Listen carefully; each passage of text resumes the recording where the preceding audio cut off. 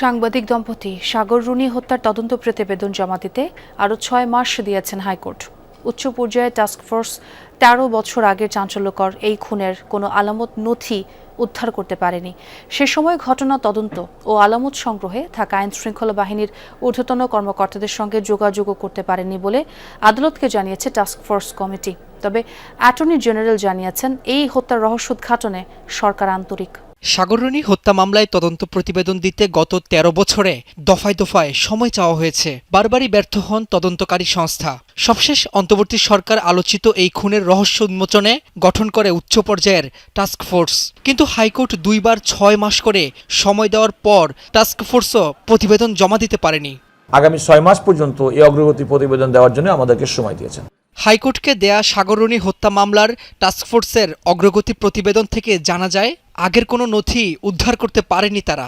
ওই সময় যারা প্রাথমিকভাবে তদন্তের দায়িত্ব ছিলেন, যারা তথ্য প্রমাণ নিয়েছেন কিংবা অনেক সাক্ষীকে জিজ্ঞাসাবাদ করেছেন কিংবা সাক্ষীর বাইরেও আসামিদের গ্রেপ্তার করেছেন, তাদের কাছ থেকে যে সমস্ত তথ্য পেয়েছেন তার কোনো নিয়মতান্ত্রিক হস্তান্তর বর্তমান টাস্কফোর্সের উপরে হচ্ছে না এবং তারা সেই সমস্ত তথ্যের ক্ষেত্রে তারা কোনো অ্যাক্সেস পাচ্ছেন না। এটা হচ্ছে মূল বাধা। তারা এখনো মোটিভ খুঁজে পান নাই, ক্লু খুঁজে পান নাই, কেন তাদেরকে হত্যা করা হলো। অদক্ষতার কারণেই হোক আর রাজনৈতিক প্রভাবের কারণেই হোক, এই ধরনের ঘটনাকে যদি মার্জনা আকারে দেখা হয়, শেষ পর্যন্ত যদি উদ্ঘাটন করা না হয়, তাহলে আমাদের দেশের বিচারিক সিস্টেম, তদন্ত সিস্টেম একটা ফেইলিওর কর্মকাণ্ড হিসেবে প্রমাণিত হবে।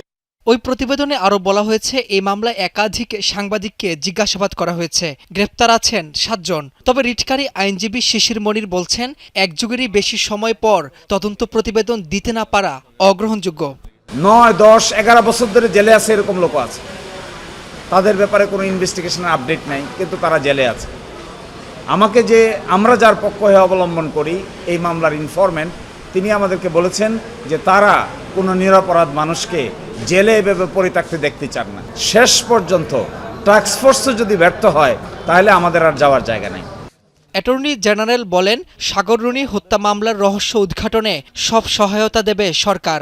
বিচারিক এবং তদন্ত প্রক্রিয়া, সেই প্রক্রিয়া তো এই সরকার তো থামে রাখেনি। রাব্বি হোসেন, যমুনা নিউজ, ঢাকা।